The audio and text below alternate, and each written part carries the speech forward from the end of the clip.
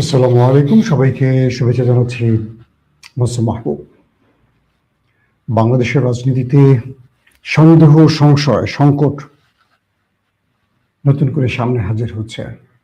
এই রাষ্ট্রের সবচেয়ে বড় শত্রুর বিরুদ্ধে মামলাগুলো হচ্ছে শেখ হাসিনা থেকে শুরু করে একদম রাষ্ট্রের সবচেয়ে বড় মাফিয়া। এখানে এমন ব্যক্তিকে বসাতে হবে যিনি পৃথিবীর সকল লোভকে উপেক্ষা করতে পারবে, লোভকে উপেক্ষা করতে পারবে। সেই হিসেবে তার চোখে পড়েছে এই ব্যক্তিকেই। অনেক যাচাই বাছাই করে তিনি তাজুল ইসলামকে এই পদে বসিয়েছিলেন। কে বলছিলেন? আমাদের আইনমন্ত্রী আসিফ নজরুল সাহেব। আমার কথাটা খুব মনে পড়লো এই কারণে যে এই ব্যক্তিকে নিয়ে অনেক কাহিনী ঘটেছে এবং সেনাবাহিনীর মধ্যে এই তাজুল ইসলামকে নিয়ে অনেক নাটকীয়তা আছে। শেষ পর্যন্ত তার অনড় অবস্থানের জন্য 15-16 জন যে সেনা অফিসারকে কারাগারে আনা হলো, এসি গাড়িতে করেও যদি আনা হয়েছে, সেটাই তাজুল ইসলামের কারণে আনা হয়েছে। তবে বিরোধী শিবিরে কিছু গুজব আছে যে যারা সরকারে বসছেন তাদের সাথে একটি আমাদের বিশেষ বাহিনীর আলাপ হয়েছে। আলাপ মানে এটা চুক্তি হয়েছে, যদি তারা ক্ষমতায় আসেন বা তাদেরকে ক্ষমতায় বসানো হয়, তারা এই বিচারগুলার করবেন না, মানে সেনাবাহিনীর গুম খুনের বিচারগুলার করবেন না, এমন নাকি একটা চুক্তি হয়েছে। এটা আমার আগের ভিডিওতে বলেছি। আমি এটা বিশ্বাস করি না। আমি বিশ্বাস করি তারেক রহমান প্রশাসন, তিনি তার দল বা বাংলাদেশে যারা বিরোধী শিবিরে গত 15.5 বছর নির্যাতিত হয়েছেন, গুম খুন ক্রস ফায়ার শিকার হয়েছেন, তাদের বিচারগুলো সম্পূর্ণ করবেন। এখন আমাদের দেখার অপেক্ষা যে বিরোধী শিবির থেকে যে অভিযোগটা করা হচ্ছে এটা সত্য নাকি মিথ্যা, সেটার জন্য আমাদের একটু অপেক্ষা করতে হবে। আমরা এত দ্রুত সরকারের প্রতি আস্থা হারাতে চাচ্ছি না। কয়েকটা বিষয়ে আমরা একটু তথ্য দিয়ে আসি।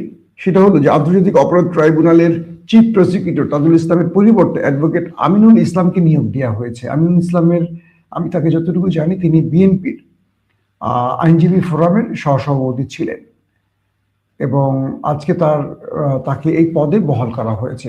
2024 সালের সেপ্টেম্বরের শুরুতে তাজুল ইসলামকে অ্যাটর্নি জেনারেলের পদমর্যাদায় চিফ প্রসিকিউটর হিসেবে নিয়োগ দেয় অন্তর্বর্তীকালীন সরকার। নির্বাচনের আগ পর্যন্ত তাজুল ইসলামের অধীনে 24 জুলাই আগস্টে সংগঠিত মানবতা বিরোধী অপরাধের মামলায় 24টি আনুষ্ঠানিক অভিযোগ জমা দেয় প্রসিকিউশন। বর্তমানে এসবের বিচার কাজ চলছে ট্রাইব্যুনাল 1 ও 2 এ। রায় ঘোষণা হয়েছে 3টি। ঘোষিত রায়ে দণ্ডিত 26 জনের মধ্যে ক্ষমতাচ্যুত প্রধানমন্ত্রী শেখ হাসিনা, সাবেক স্বরাষ্ট্রমন্ত্রী আসাদুজ্জামান খান কামাল সহ পুলিশের প্রধানরাও রয়েছেন। রায়ের অপেক্ষায় রয়েছে জুলাই গণ অভ্যুত্থানের প্রথম শহীদ আবু সাইদ হত্যা সহ 2টি মামলা। এরই মধ্যে আগামী 4 মার্চ ঘোষণা হবে রামপুরায় সংগঠিত মানবতা বিরোধী অপরাধের একটি মামলার রায়। এছাড়া আওয়ামী লীগ সরকারের শাসনামলে গুম খুন নির্যাতনের মামলারও বিচার কাজ চলছে ট্রাইব্যুনালে। বিচারের মুখোমুখি হয়েছেন মেজর জেনারেল অবসরপ্রাপ্ত জিয়াউল আহসানও। আওয়ামী লীগের হেভিয়েট বহু এমপি মন্ত্রী এখন মানবতা বিরোধী অপরাধের মামলায় আসামি হয়ে আছেন। তাই এই ইস্যুটি খুবই গুরুত্বপূর্ণ। কয়েকটি সূত্র দাবি করেছে তাজুল ইসলামকে সরিয়ে দেওয়ার কারণে আওয়ামী লীগ শিবিরে নাকি ব্যাপক আনন্দ বিরাজ করছে। আমি জানি না এটা কেন। সোশ্যাল মিডিয়াগুলোতে আমি আওয়ামী লীগ শিবিরের মধ্যে বা আওয়ামী লীগের বেশ কি বলবো খুশি পোস্টগুলো দেখছি। এটা নিয়েও আমরা একটু হতাশ যে তাজুল ইসলামকে সরিয়ে দেওয়ার কারণে আওয়ামী লীগ শিবিরের মধ্যে আনন্দ কেন? তার মানে কি তারা আশা করছেন বর্তমান সরকার তাদের সাথে আপোষ করে নেবে এমন কিছু? যদি এটা হয়, এটা তো খুবই দুঃখজনক ব্যাপার হবে, বাট আমি এটা বিশ্বাস করতে চাই না। দর্শক আসেন আরেকটি খবর দিই। তাজুল ইসলামের কিছু তথ্য আরো দিব, বাট তার আগে আরেকটি খবর দেই। আমাদের রাষ্ট্রপতি তিনি সবাইকে শপথ পড়ান। শপথের কিছু রাষ্ট্রীয় গোপনীয়তার ব্যাপার থাকে। সেই গোপনীয়তা এবার তিনি রাষ্ট্রপতির চেয়ারে বসে লঙ্ঘন করলেন। কে? মিস্টার শাহাবুদ্দিন চুপ্পু। তিনি একটি বেসরকারি পত্রিকা, আমরা বলি কালের কণ্ঠকে ইন্টারভিউ দিয়েছেন। আর সেই ইন্টারভিউটি নিয়েছে কালের কণ্ঠের যিনি নির্বাহী সম্পাদক হায়দার আলী এবং বিশেষ প্রতিনিধি জয়নাল আবেদিন। সেখানে একদম প্রকাশ্যে কিছু প্রশ্ন করা হয়, যেমন আমি কয়েকটা প্রশ্ন উত্তর দিই। রাষ্ট্রপতি কে প্রশ্ন করা হলো, আপনি কেমন আছেন? তিনি বলছেন সপ্তাহখানিক ধরে ভালো আছে, মানে বিএনপি সরকার ক্ষমতা আসার পর থেকে তিনি ভালো আছেন। তাকে প্রশ্ন করা হলো তার আগে ভালো ছিলেন না? তিনি একটু হাসি দিয়ে বললেন অন্তর্বর্তী সরকারের 1.5 বছর বঙ্গভবনে তিনি ভালো ছিলেন না আর কি। মানে তাকে প্রশ্ন করা হলে তিনি অন্তর্বর্তী সরকার 1.5 বছর বঙ্গভবনে আপনি কেমন ছিলেন, রাষ্ট্রপতি বললেন কিছুক্ষণ নীরব থেকে তারপর একটা দীর্ঘশ্বাস নিয়ে বললেন, ওই 1.5 বছর আমি কোনো আলোচনায় নেই, অথচ আমাকে নিয়ে চলেছে নানা চক্রান্ত। দেখেন, একটু যদি বিস্তারিত বলেন, তখন রাষ্ট্রপতি বলছে দেশের শান্তি শৃঙ্খলা চিরতরে ধ্বংস করা এবং সাংবিধানিক শূন্যতা সৃষ্টি করার অনেক পায়তারা হয়েছে। তিনি একেবারে ইউনূস সরকারকে দায়ী করে বক্তব্যটি দিচ্ছেন। দেখেন, সেসব কি সফল হয়েছে তাকে প্রশ্ন করা হলে তিনি বলেন, আমি দৃঢ় চিত্তে আমার সিদ্ধান্তে অবিচল ছিলাম, যে কারণে কোনো ষড়যন্ত্র সফল হয়নি। বিশেষ করে অসাংবিধানিক উপায়ে রাষ্ট্রপতিকে উপড়ে ফেলার অসংখ্য ছক ব্যর্থ হয়েছে। তিনি নিজেই অসাংবিধানিক ভাবে পদে বসেছিলেন এবং অসাংবিধানিক ভাবে একজন প্রধানমন্ত্রী তাকে নির্বাচিত করেছে এবং অবৈধ একজন প্রধানমন্ত্রী, তিনি নাকি সাংবিধানিক। আর তাকে আবার সেই বৈধতার মূল জায়গাটা তৈরি করে দিয়েছে বিএনপি এবং তিনি বিএনপির কাছে কৃতজ্ঞ। তাকে বিএনপিকে নিয়ে প্রশ্ন করা হলে কি উত্তরটা আমরা একটু শুনি।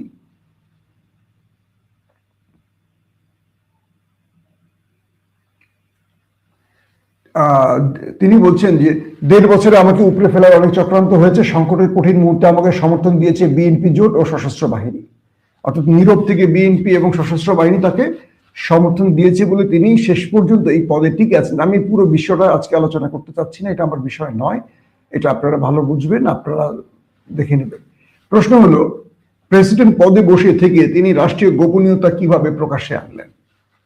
বাংলাদেশ আসলে কি একটা বিষয় হলো কি, আইন আসলে কারোর জন্য না, আইন হলো গরিবের জন্য, দুর্বলের জন্য। এখন দেখবেন বাংলাদেশে প্রেসিডেন্ট চুপ্পু, যেহেতু তার সাথে বিএনপির আন্ডারস্ট্যান্ডিং হয়ে গেছে, তিনি এখন যা কিছু করবেন কোনো সমস্যা নেই, বিএনপির জন্য কোনো আইন লাগবে না, চুপ্পুর জন্য লাগবে না, এখন লাগবে জামাত আর এনসিপির জন্য। আবার যখন ক্ষমতায় বসবে কখনো জামাত এনসিপি, তখন আমি জানি না জামাত বা এনসিপি এরকম বেইনসাফি করবে কিনা, তাতে ইনসাফের কথা বলে, তখন দেখা যাবে যে অন্যদের জন্য আইনটা লাগবে। এই দেশটা আসলে এরকমই একটা দেশ।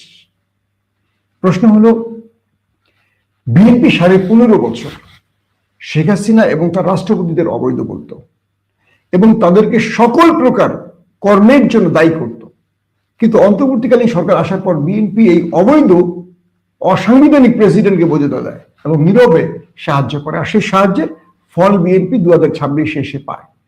আবার সশস্ত্র বাহিনী তারাও এই প্রেসিডেন্টকে বহাল রাখে তাদের কার্যসিদ্ধির জন্য, এমন অভিযোগ অনেকে করেছে, আমি জানি না। কিন্তু পৃথিবীতে যে দেশগুলোতে বিপ্লব হয়েছে, যেখানে এরকম অন্তর্বর্তীকালীন সরকার বসছে, সেখানে কোথাও সাংবিধানিক সংকট তৈরি হয়নি বাংলাদেশের মতো এরকম বাকওয়াস টাইপের। যদি আপনি সিরিয়ার দিকে তাকান, সিরিয়াতে অন্তর্বর্তীকালীন সরকার বসছে না, সেখানে কি পুরনো সরকারের কোন সিস্টেম আছে? প্রধানমন্ত্রী বলি, প্রেসিডেন্ট বলি, কিচ্ছু আছে? পুরোপুরি ফেলে দিছে, একদম সেনাপ্রধান থেকে সব ছুড়ে ফেলে দিছে।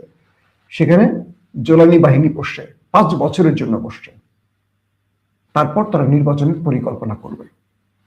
তার মানে হলো, বাংলাদেশ সংবিধান বলে একটা বই আছে, যে বইটার শুরু থেকে শেষ পর্যন্ত কোনো পক্ষের বা কোনো শক্তির পছন্দের বাইরে কোনো বক্তব্য নেই। ধরেন বিএনপি এখন সব সাংবিধানিক পদ্ধতিতে করবে, কিন্তু আওয়ামী লীগের আমলে এই বিএনপি কোন সাংবিধানিক না, সব অসাংবিধানিকই ছিল আওয়ামী লীগের। আবার এই আওয়ামী লীগ এই সংবিধানকে বিক্রি করে দিয়ে, মানে এই সংবিধানের দোহাই দিয়ে সবকিছু করেছে। যারা ক্ষমতায় বসে তারা সব সাংবিধানিক পদ্ধতিতে কাজ করে, আর যারা বিরোধী শিবির থাকে তারা সব অসাংবিধানিক হয়ে যায়। দুঃখজনক বিষয়গুলো এখানে।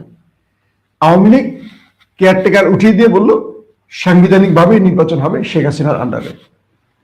আমার বিশ্বাস এই বিএনপি আগামী নির্বাচন কেয়ারটেকার আর দেয় কিনা সন্দেহ আছে। দেখেন, তারা বলবে যে না, এটা সংবিধানে নাই তো, তারা জুলাই গণভোট মানতেইছে না, তারা বলবে না ওইভাবে নির্বাচন হবে।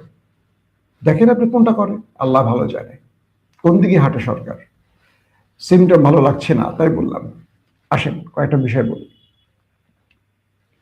এই রাষ্ট্রের সিস্টেমগুলো বা আমাদের জুলাই স্পিরিট, যে স্পিরিট থেকে সরকার গঠিত হলো, কেন যেন মনে হচ্ছে বিএনপি মনে করছে যে জুলাইটা তাদের সরকার গঠনের জন্য হয়েছিল।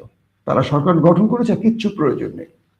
তাদের বক্তব্য, কথাবার্তা, বডি ল্যাঙ্গুয়েজ আমাদের কাছে তাই মনে হচ্ছে। কিন্তু একটা বিষয় মনে করবেন, যে জুলাই স্পিরিট হাসিনাকে দেশ থেকে তাড়িয়েছে, সেই জুলাই স্পিরিট আমাদের যুব সমাজের হৃদয়ের মধ্যে এখন দাউ দাউ করে চলছে। কোনো ভুল সিদ্ধান্ত আসলে সেই সিদ্ধান্তের অনেক বড় মাসুল দিতে হতে পারে। বাংলাদেশে আরেকটা বিপ্লব হবে না এর নিশ্চয়তা নেই, কারণ বিএনপি এখনো খুব দুর্বল পজিশনে আছে। বিএনপি কতগুলো আসন নিয়ে বসেছে সাংবিধানিকভাবে, সে তার চেয়ে বড় জিনিস বিএনপি জানে তারা কতগুলো সিট নিয়ে বসেছে। আমরা যে কটা সিট দেখছি তা সেটা আলোচনা না, যেগুলো দেখছি না সেগুলো আলোচনার। এক, ওপারে বসে আছে ভারত তার বিশেষ পরিকল্পনা বাস্তবায়নে, বসে আছে শেখ হাসিনা, বসে আছে শক্তিধর জামাত ইসলাম, ইয়াং ফোর্সের এনসিপি। বিএনপিকে খুব চমৎকার কিছু পরামর্শ দেয়। এই সময় বিএনপির প্রথম কাজগুলো হলো পুরোপুরি জুলাই স্পিরিট ধারণ করে রাষ্ট্রের কাঠামোকে তৈরি করা। জনাব তারেক রহমান বিগত এক যুগ বা দেড় যুগে, এক যুগ ধরলাম, যে প্রমিসগুলো দিয়েছেন দেশের জনগণকে, আমরা চাই সেই প্রমিসগুলো তিনি একটা একটা করে রাখবেন। তার প্রতি আমরা অনেক আশাবাদী, বিশ্বাস করি। যদিও মনে করি নেপথ্যে অনেক খেলা চলছে তার এগেনস্টে, তিনি কখনো কখনো পুতুল হয়ে যাচ্ছেন কারো, সেটা মনে হচ্ছে বলে আমরা এই কথাগুলো বলছি। তারেক রহমানের সদিচ্ছা শতভাগ আছে, আবারও বলছি তারেক রহমানের রাষ্ট্র পরিচালনায় সদিচ্ছা শতভাগ আছে, কিন্তু এই পদে বা এই বিজয় যারা এনে দিয়েছে, এই সারপ্রাইজ যারা গিফট করেছে, সারপ্রাইজটা যারা দিয়েছে বিএনপিকে, তারা নীরবে নেপথ্যে বসে খেলছে। এটা দেশের মানুষ ক্রমান্বয়ে বুঝতে শুরু করছে। এখান থেকে বিএনপিকে বের করে আনতে হবে আমাদেরকে। বাট বিএনপিকে হটানোর জন্য না, বিএনপিকে আমরা রাখবোই ক্ষমতায়, বাট বিএনপিকে ভুল সিদ্ধান্ত নিতে দেব না। এটা হলো আমার ঠিক। আপনি মনে করছেন বিএনপিকে সরিয়ে কাকে বসাবেন? এই মুহূর্তে কারা আছে দেশে? আওয়ামী লীগকে বসাবেন না, জামাত রাষ্ট্র পরিচালনা করতে পারবে? ইম্পসিবল। যারা তাদের নির্বাচনের ভোট গুনে ঘরে ফিরতে পারে না, তারা রাষ্ট্র পরিচালনা করবে কিভাবে? জামাতকে আরো, আমি মনে করি আরো 10 বছর তারা বিরোধী দলে থেকে আরো অভিজ্ঞতা অর্জন করতে হবে ক্ষমতা বসতে হলে। রাষ্ট্র পরিচালনা এত সহজ কাজ না। রাষ্ট্র পরিচালনার জন্য প্রথম যোগ্যতা নির্বাচনে উতরে আসতে হবে, কারণ জামাত নিজেই জানে না তারা কতগুলো আসন পেয়েছে। তারা যে কোনো দেখছে তা না, কিভাবে এটা ভোট করতে হয়, কিভাবে সেই ভোটের ইঞ্জিনিয়ারিং মোকাবেলা করতে হয়, কিভাবে জয় আনতে হয়, কিভাবে প্রতিটি কেন্দ্রে রিটার্নিং অফিসারকে মোকাবেলা করতে হয়, কিভাবে কেন্দ্র, এগুলো যেমন জানি তো না ঘোড়া। তারা কিভাবে রাষ্ট্র পরিচালনা করবে? রাষ্ট্র তো বিশাল জিনিস। একটা ভোটে কয়েক হাজার কেন্দ্র যারা ট্যাকেল করতে পারে না, রাষ্ট্র তো কয়েক লক্ষ প্রতিষ্ঠানকে চালাতে হবে। তার মানে জামাত এখনো সেটার যোগ্যতা অর্জন করেনি। তার মানে জামাতকে আপনি আর 10 বছর বাদ রাখেন, বিএনপিকে নিয়ে চিন্তা করেন, তাহলে কি করতে হবে? বিএনপিকে সঠিক পথে রাখতে হলে বিএনপির যে সিদ্ধান্তগুলো ভুল আসবে সেখানে প্রত্যেককে ঐক্যবদ্ধভাবে সেই ভুলটাকে ধরে দিতে হবে। আর যেটা মনে হচ্ছে যে পেছন থেকে কেউ বিএনপিকে মিসগাইড করছে, কেন যেন মনে হচ্ছে তারেক রহমান কারো হাতের পুতুল হয়ে যাচ্ছেন, বা পুতুল হয়ে বা পুতুল করে রাখা হয়েছে। এখন যা ঘটছে এগুলো তার ইচ্ছায় হচ্ছে না, আমার কাছে মনে হচ্ছে। তাহলে আমরা কি করব? প্রাসাদ ষড়যন্ত্রের বিরুদ্ধে তারেক রহমানের পাশে দাঁড়াবো, এটি করতে হবে। আর বিকল্প কোনো পথ নেই। শেষ যে কথাটি বলতে চাই, চুপ্পু সংবিধান লঙ্ঘন করেছে বা সংবিধানের শপথ লঙ্ঘন করেছে, তার বিরুদ্ধে আমাদের ব্যবস্থা দাবি উঠতে পারে। 2 নম্বর, রাষ্ট্রের গুরুত্বপূর্ণ যারাই বসেন, তাজুল ইসলামের জায়গায় আমিনুল ইসলাম বসেন, কোনো আপত্তি নেই। যদি তাজুল ইসলামের চেয়ে ভালো কিছু করতে পারেন আমিনুল ইসলাম, তাকে সেলুট। কিন্তু যদি তাজুলকে সরানো হয়, আমিনুলকে বসানো হয়, এখান থেকে রাঘব বোয়ালদের বাঁচানোর জন্য, কিংবা প্রমিস অনুযায়ী ক্যান্টনমেন্টের সেই দুষ্ট লোকদেরকে বাঁচানোর জন্য, কিংবা ওপারের কোনো প্রেসক্রিপশন থাকে, তাহলে আমি বলে দিচ্ছি বিএনপি 5 বছর মেয়াদ পূর্ণ করতে পারবে না। লিখে রাখেন, বাংলাদেশে বিকল্প কিছু তৈরি হবে। আবারও বলছি, আমি বিশ্বাস করতে চাই বিএনপি ভালো কিছু চাইছে।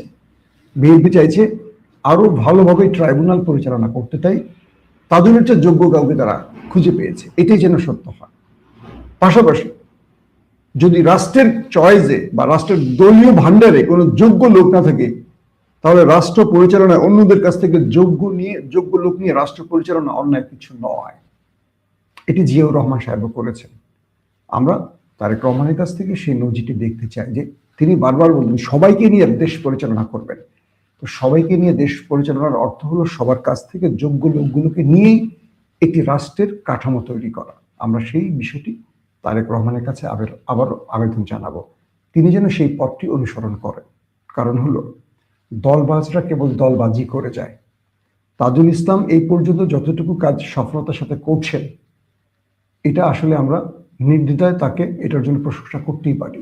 তিনি অনেক দুঃসাহসিক সিদ্ধান্তগুলো নিয়েছেন, কারোর সাথে আপোষ করেননি, নির্ভয়ে লড়াইটা করেছেন এবং গুম খুন বা এই বিষয়গুলোর সাথে জুলাই অভ্যুত্থানে যারা শহীদ হয়েছে তাদের পরিবার সবাই তার উপর খুশি। তো তাকে এত দ্রুত না সরিয়ে আরেকটু তাকে এই পদে দেখা উচিত ছিল সরকারের। আবার দেখছি বিডিআর, বিজিবি আবার বিডিআর হয়েছে, এই তদন্ত নতুন করে শুরু হবে, এগুলো নিয়ে নানান প্রশ্ন উঠছে। পজিটিভ নেগেটিভ সব প্রশ্নের মাঝখানে আমাদের একটাই উত্তর থাকবে, সেটা হলো সরকার যেন সঠিক পথে থাকে, সরকার যেন সঠিক লক্ষ্যে থাকে, সরকার যেন পেছনের কোন অদৃশ্য শক্তির হয়ে কাজ না করে। এটা যদি হয়, এর চেয়ে দুঃখের কিছু থাকবে না আমাদের জন্য। এতগুলো জীবনের মানে এতগুলো মৃত্যু, এতগুলো মানুষের প্রাণহানি, এতগুলো মানুষের আহত হওয়া, পঙ্গুত্ব হওয়ার যে ইতিহাস আমরা জুলাইতে দেখলাম, এটার সাথে যেন কেউ বিশ্বাসঘাতকতা না করে, এই প্রত্যাশাটাই থাকবে আমাদের। আল্লাহ হাফিজ।